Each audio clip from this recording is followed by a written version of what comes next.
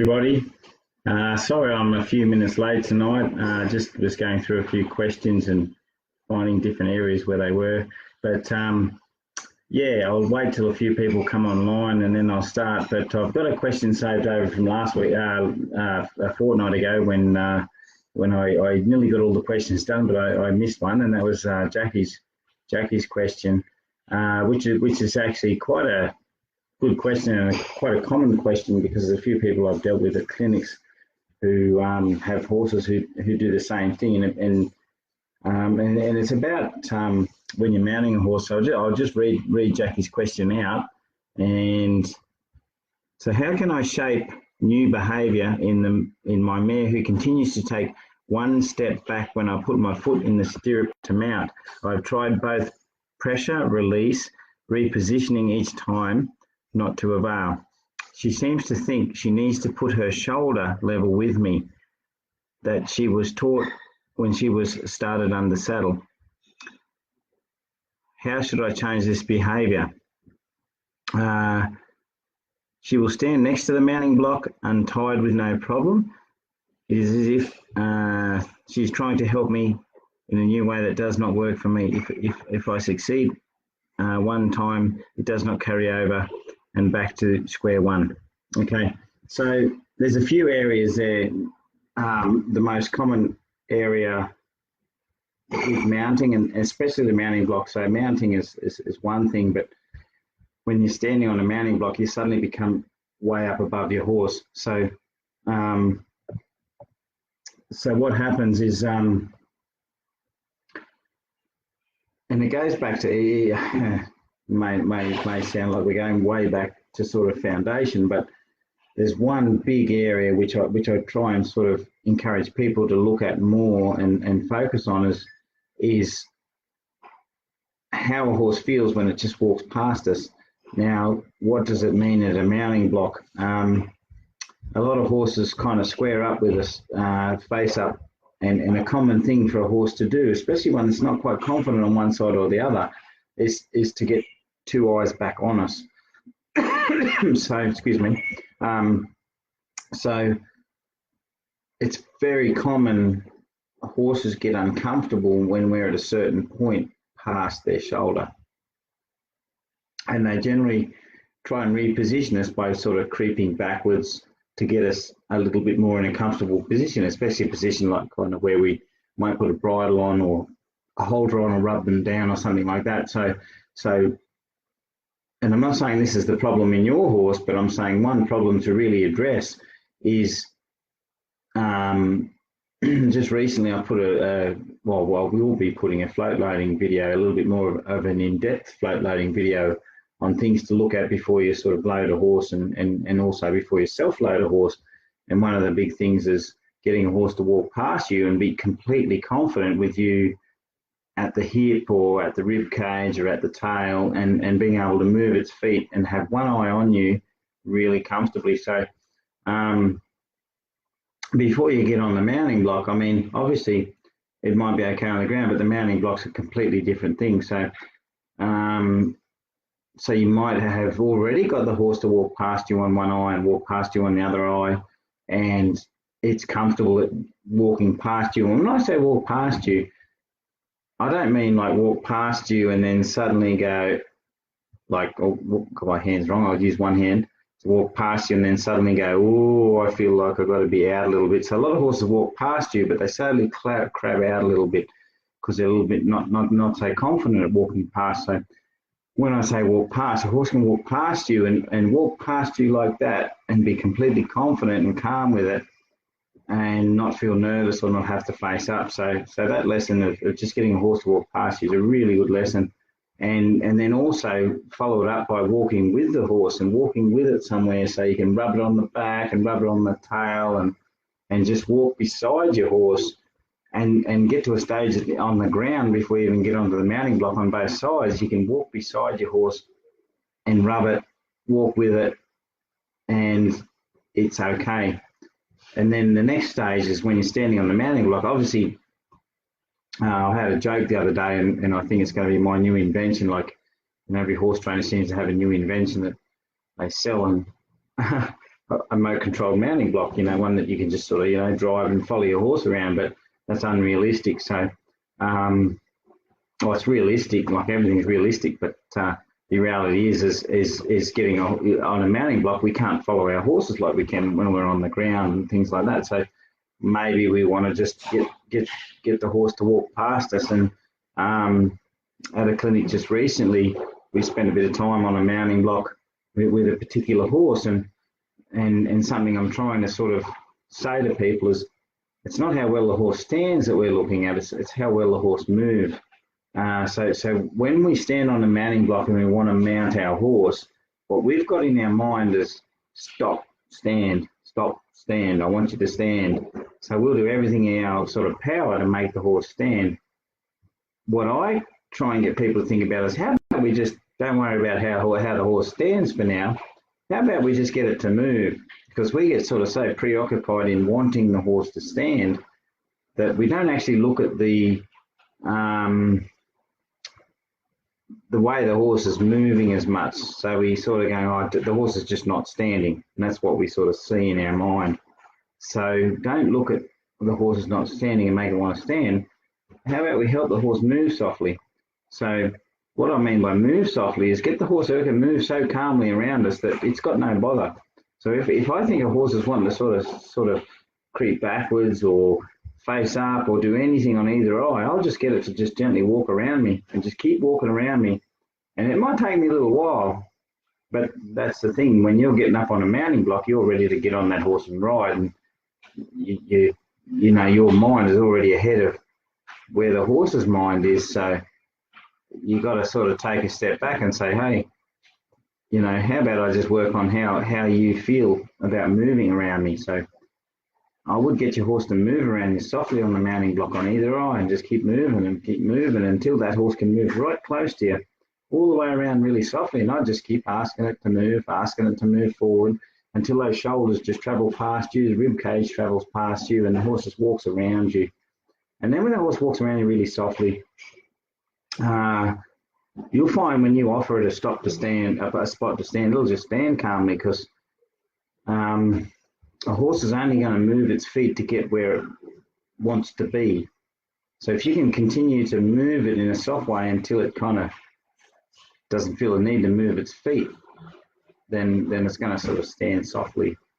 So instead of focusing on the stand, focus on the movement and focus on each eye and how comfortable that horse is at passing on each eye, and then you'll get to the stage that it might stand. So instead of sort of thinking, I want you to stand to get on you, maybe spend a day or two just getting that horse to move around you on a mounting block so it's completely confident on either eye, and it can cross eyes, so you can kind of like lunging, but lunging it with the horse quite close. As I'm just going to just step around here, and I'm going to step around here, and yeah, I think that'll help, Jackie, with that. It's I know there's lots of other ways, and but this way it'll kind of, and watch the tension in its eye, watch the expression on your horse, and watch how it feels, and you'll see it kind of loosen up and go, oh yeah, I'm happy with you at my hip, at my ribs, I'm happy with that, and really look at that. So yeah, okay, it's a good question, Jackie, because it actually comes up a lot, and it's something we constantly and people constantly battle with. So I'm just going back to a new lot of questions because I just had to go back through the phone. And okay, so this is Linda. You might be on there, Linda. Now this is something interesting because there's a bit in this question. So on the weekend, Chester was kicked, that's Linda's horse, quite severely while doing pairs at an adult riding club show. This is the second time in as many attempts. He's never attempted to kick. So why don't other horses like working alongside him? Could it be that he works with his ears back a bit? I know now this I'm going to have to try and think about this question a little, but I know.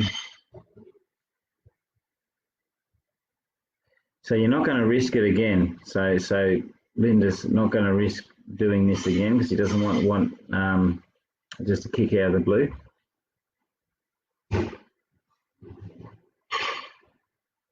What advice would I also give to the owners of the other horses? they want to ensure this doesn't happen again. The horse has never kicked before, but it lost the plot. Okay, lost the plot when it was with Chester. So I'll try and sort of make sense of that. So Chester was kicked by a horse, and Chester is not the horse. He's not doesn't seem the aggressor. He doesn't kick out. He just sort of stays in his little mental place. And the other horses seem to sort of be more aggressive on him, and it's the second time he's been kicked. So what advice would I give Belinda and Chester and to help Chester, and what advice would I give to the people who ride with Chester and their horses who seem to lose it when they're with him? Yeah, it's an interesting thing, herd psychology, and it's a very hard one. You just can't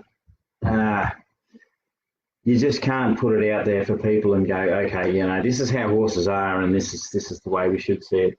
So what I say is Chester's. So the other thing in the question is Chester's travelling with his ears back. So by the sounds of the question, he's travelling with his ears back. He's travelling kind of in an unhappy sort of frame of mind. Now, there was an interesting post put on,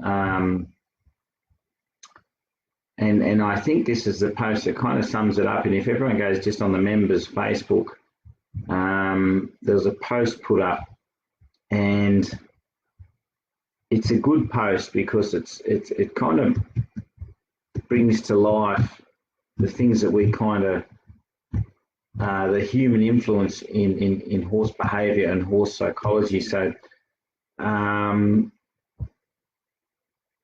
a normal environment where the horses are quite, they've got a big space and they've got their natural herd and they've got space to deal with their own stuff and things like that. But in a human environment, we take them into these foreign sort of places and they have to sort of cope in there.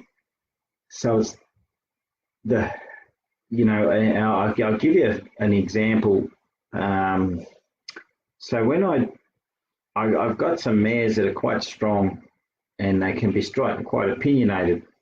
Now, they'll get on fine with the horses around them. Fine, no worries, come up, scratch, everything's fine. No, everything's fine.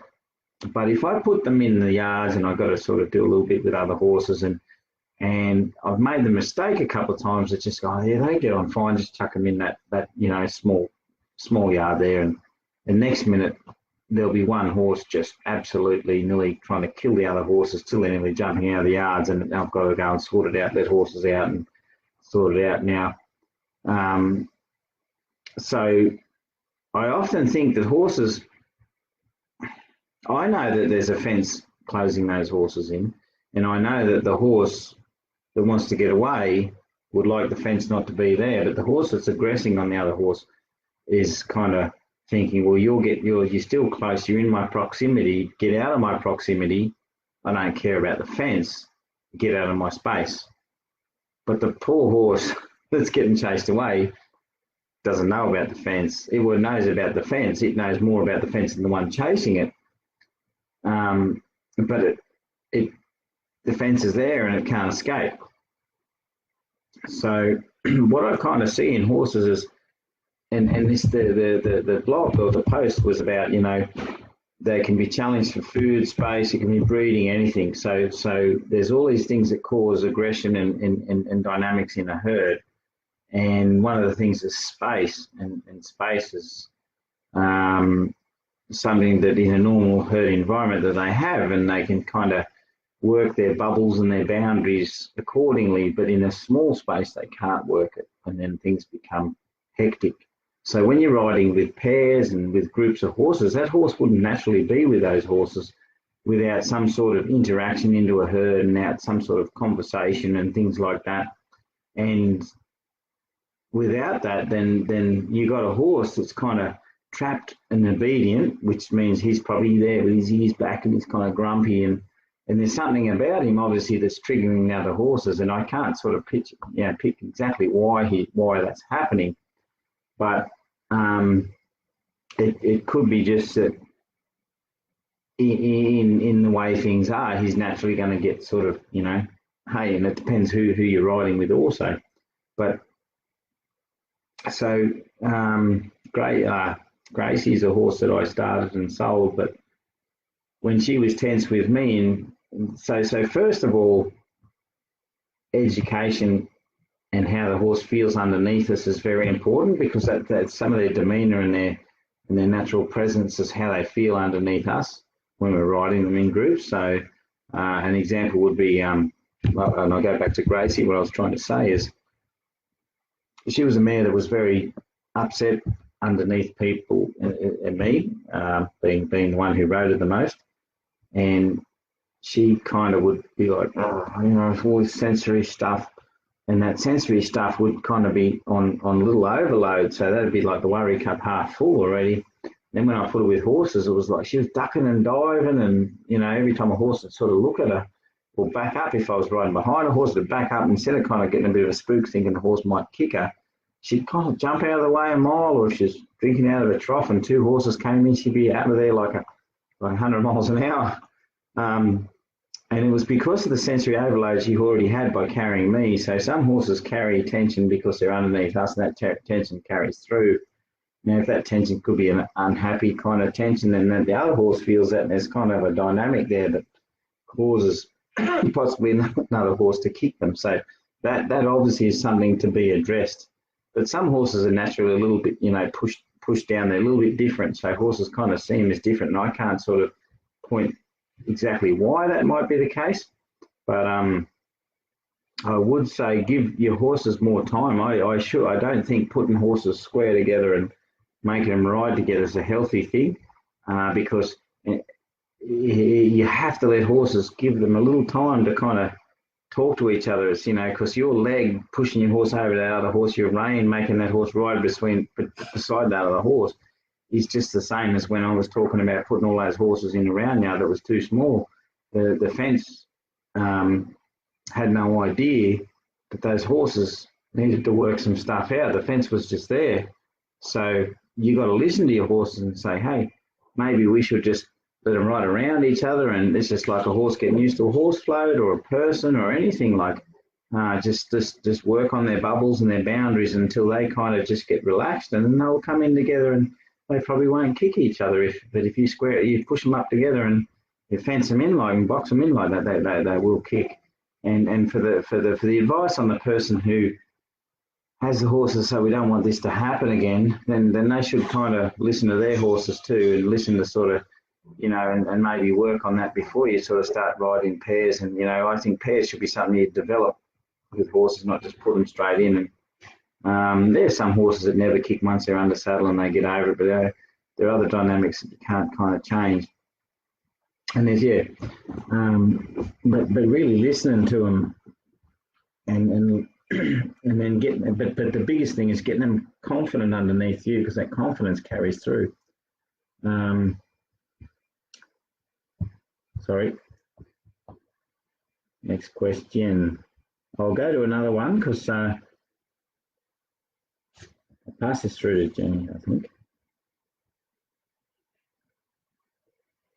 There's a few different questions in different areas that I'm getting, because they came through on different spots. So because of my computer genius, I'm passing it to Jenny to help me out on this one. Thank you.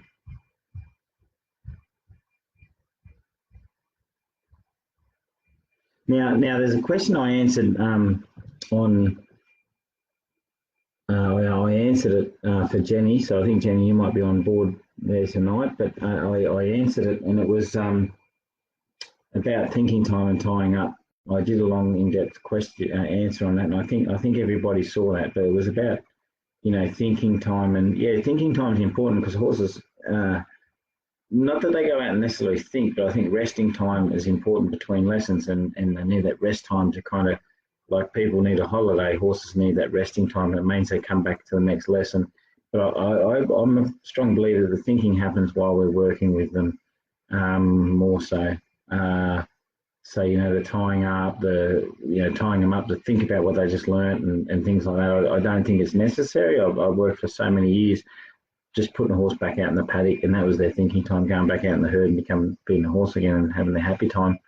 And then they come in and they come in fresh, and I come in fresh, and we all sort of work on that. So if that was a quick question, but I've already answered it on through Facebook. So Ellie, my young mare is starting to get aggressive around people when she's eating.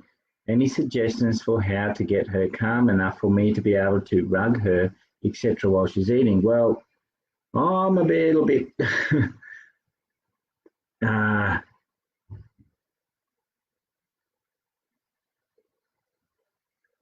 horses are going to tell another horse to go away when they're eating if they want to eat that food. There's a time that we should pull back a little bit and say, how much obedience do we want? If our horse is happy with us, then maybe they'll let us rug them. And I think when it comes to rugging a horse when they're eating, there's a time when a horse might start to get real happy with you, but there's a time also that just let them eat, rug them at a different time. I'm not going to try and help you with helping your horse get better at being rugged while it eats. To me, eating is time off, and that's the time you give your horse to eat its food. And just think about that. And us coming in and annoying it is something in normal herd psychology is going to make a horse kind of go, hang on, get out of my space, I'm eating, because horses become very protective of their food. And so once upon a time, there's grass and But in a lot of herd environments now, or horse environments, I know because some horses aren't in a herd, is their food is it's in that little bowl like we eat, like it's right there, and it becomes more of a protective thing because it's. So I kind of say to people, don't annoy your horse too much while it's eating. I will answer this question a little bit more in depth for other people and other interests, but if a horse starts getting aggressive when you've got the food, it's your food. Until you give it to them, it's your food. So while it's in the bucket, whatever you take that food out, you own that food, just like if you were the horse that had that food. Now, if you've ever seen a horse allow a horse to come and eat with it, like it'll get cranky and chase it away, but the other horse does its little sort of, begging and talking and kind of, does its little thing, and then eventually that other horse will come in, and then soon they'll be both eating out of the same feed trough together. But it's a conversation that happens, and it kind of takes a little while, but it happens. So while I've got the food, if my horse starts getting aggressive at me, then I'll change that thought very quickly. I might carry a flag in or something like that and say, no, this is my food. I haven't offered it to you yet. So what's mine, it's mine. And that's the way horses kind of are. And that's the way I think we should be. But once we give that food to them, listen, I just let them eat. I walk away, and maybe you can rug your horse before food or something like that, and then but just let it eat. Let it have its time eating. I can offer you ways to help it, but I think just giving it that time, but also making it respect that when you've got the food, you've got it. That's your food until you've given it to them. Now, if you want to get your horse a little better at eating food with you and you in its space, then you put the food down, you don't walk away and come back. You say, you come and share my food. I'm going to stand here with you while you eat my food. And maybe if you want to be close to your horse while it's eating, you get it to come in and make it feel like sharing your food instead of you plonking the food and then coming, then the horse owning the food and you coming back into its space again. Maybe if you wanted to do that, maybe try that. And it just gets the horse more understanding that, I'm coming in and I'm respectful of you and the food that you're sharing with me.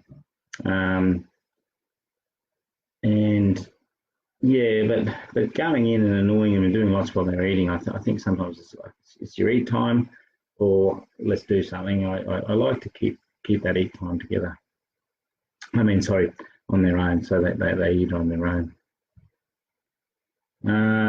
Constance, I'd like to know whether you have some advice for what to do when a horse is scared about cows. My mare tends to bolt when she sees cows.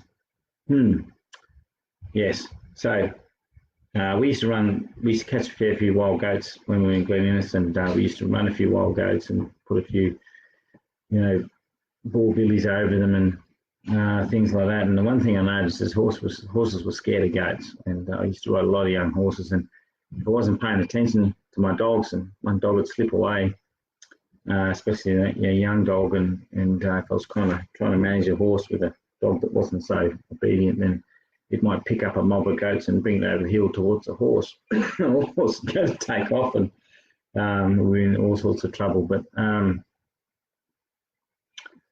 I know the thing, like Constance, the thing that I always go back to is firstly, and you probably, now that I've met you when I was in Germany, and is if the horse is calm underneath you, then everything else is going to be better. So that you can address in so many ways, and how the horse connects with you, all that. There's could talk about that for a long time, but how the horse feels about how it works underneath you is highly important. And if you've built that island with me, is a good place. So, excuse me. So when you come to sort of working with, in foreign environments with animals and scary things around buildings and all sorts of things, your horse is going to get really scared. So if it's got an island underneath you, so if it feels connected with you and feels that you're a leader and you're the one that makes it feel better when it's anxious, then that's going to be a big help. Now, like, you could go and stand like a tree and all the things that I sort of teach to get that horse to connect and breathe on you and make it feel like, and then when you're under the saddle, all those things that, you might walk a horse a few steps, and if it disconnects, you might wait with it. And then when you feel a connection, the horse goes, oh, geez, actually I connected with you and I feel better. So all those things are important. And if you don't have that, then cows, anything's going to make it double scared. And it's going to want to bolt, because it's not only bolting from the cows, it's kind of bolting not knowing that you're there to help it. So its herd's still maybe back at the barn or something like that. So if its herd's with you, then that's going to be a little easier. So that side of it's very important. So, but what I try and do with cattle and anything that's live and moving is push bikes. Push bikes are a big scary thing for horses. And it's not easy if you can't set this up. Like, obviously a lot of things you can try and set up to make it easy, but if you see some cattle, excuse me, if you see some cattle, cattle can be curious, and I'm sure there's a lot of, once upon a time, people riding around cattle, the cattle can be very curious. So yeah, especially young cattle, I'll run up to a fence and all want to see, like, what's that? And they'll kind of run towards the horse, and kind of, in a lot of ways, cattle will smother a horse too much. So because of that smothering, the horse gets panicked, because the cattle are they just want to come up and sort of check things out, but the horse just goes, that's way too much. So somehow you got to get the cattle to run away a little. So if you can get the cattle to run away, then the horse becomes a little braver. So if you can follow something, like I teach people to follow the flag or follow the worry, if the worry's going away, then that's when the curiosity and the confidence comes out in the horse. So if you can maybe, I don't know, obviously I can't set everything up. You might be just riding towards cattle that run up to the fence and your horse freaks out. But somehow, if it's a real bother with your horse, then maybe you've got to try and set it up someday so you can be leading your horse and you can kind of chase the cattle off a little bit, especially if in the same paddock, and then say, look, we can scare the cattle and they can run away, and we'll follow them. And the horse goes, oh, I'm following them. And while they're moving and creating, it's the same as drawing the horse, but the reason you walk back is to make them create space, and the horse has more confidence more space to think, and it gives them more confidence. So when the cattle walk away, the horse goes, well, where are they going? they're going away, they're not crowding me. So whatever that's happening, you're going to get a chance for that horse to look and be interested in the cattle and start to pay attention to them. So if you can encourage the cattle to move away somehow, and then if it's safer on the ground, if your horse is really bolting, then just walk towards the cattle, because you might be able to be scarier and say, hey, get away. And they'll move away a little bit, and you just walk along, and the horse will be like, we're pushing them along, we're controlling them, and they'll build confidence, and then you can do it under saddle if it's unsafe under saddle at the start.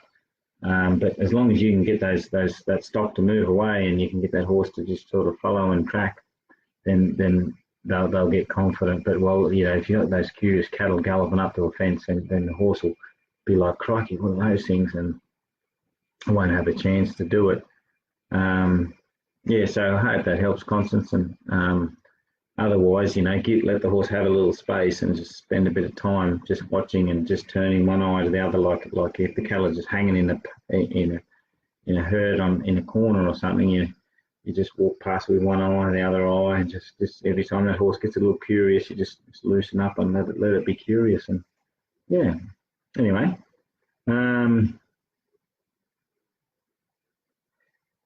Kelly, you've got two questions. You've answered your question, but yeah, George. Now, George is on one of the videos about when I got his focus at a clinic, and Kelly's had some really good results with him, and quite amazing results in some way. But George has become very colty again, and he's regressed a lot. He's chasing his paddock companion. He's always looking for the polo mares, and he's galloping around the paddock for no reason. He's very unsettled. When I do any work with him, his mind is continually leaving. Do I have any ideas? What I might be able to try? I'm not sure he's even going to be a reliable horse. And that's when I first met you, Kelly. That was what you thought. Is he going to be a reliable horse? And I can see why you were concerned about him. And yes, I don't know the answer to that. Now, but I have to read the second part. Having said that, he seemed a lot more settled today when, excuse me, when I worked him. I did the work you did with the mare in Germany. So the mare in Germany was a similar focus work, but I gave the horse a little more space to just think a little and get out there a little. Whereas when I first met George, I gave him a little space, but quite quickly I gained his focus and said, hey, I need you to centre. I cast him out, let him wander a bit. As soon as I picked up on the feel on the lead rope, he would come back to me. He has been quite stiff and sticky, though, in his front end previously. Letting him stop and rest a few times next to me, then after a few times I got him to keep walking past. He only had one giraffe moment, but settled, came back quite quickly. I'm not sure if I can make the talk tonight. So Kelly, this is the last question, and it's a good question for everybody, because it's hard. Horses are horses, and I know. I think Amanda. Yeah, I can see Amanda. You're watching. Sometimes we kind of do everything we can with horses, and they've got personalities, and what I do in one lesson, I might change the next lesson, and I know you got a fair feel on a horse, Kelly, but yeah, it's so with George, the paddock environment. I was actually, to be honest, I was amazed that he settled down so much in the paddock from the groundwork that you did with him. I was amazed that it kind of came around like that. Whether and I think there was something in his life changed, and he became more connected to you, and felt better about that. So other things kind of changed in the way he floated, in the way he paddocked, and things like that. And I can't answer your question, Kelly. It's sort of like you got to view the horse to kind of. But I'd say there's probably things in there that maybe sometimes you've got to gain his focus a little more. Sometimes you've got to give him some more time just to sort of settle and get his bearings a little bit. so many intricate little things in it that I think you've got to try and read and understand. And in regards to the coltiness, the fact that he was really colty, then he settled down and he's got colty again in the paddock. If it's something to do with you and the relationship he's got with you, there's help the excuse me, the amount of tension and stuff. So if it's a certain amount of tension and it's caused that more aggressive coltiness, there's obviously something may have changed in when you're working with him, and he's becoming more disconnected and more anxious.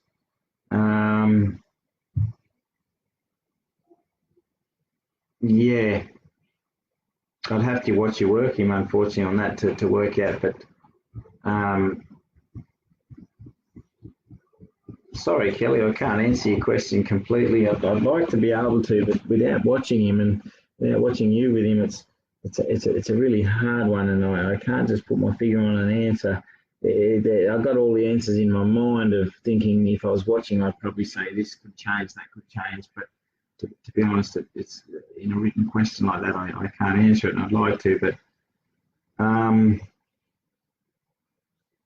maybe, Kelly, if you get back online and you watch this video, could you give me a little bit more in depth what you've been doing and where you're up to with him, and then I might be able to help you out and a bit more in depth of what's thing, whether it's on an email or something like that, and I might be able to give you a bit more of a hand on that. But yeah, anyway, thanks everyone for coming online. I think I've got most of the questions. I don't think I've missed any. I'll just double check without losing everything I've got here. No, I think that's all the questions. But thanks people for coming online, and yeah, I'll see you again in a fortnight. Off to Perth tomorrow for a couple of 2-day clinics, and yeah, so keeping pretty busy. But yeah, anyway, thanks everyone, and I'll talk to you soon. Bye.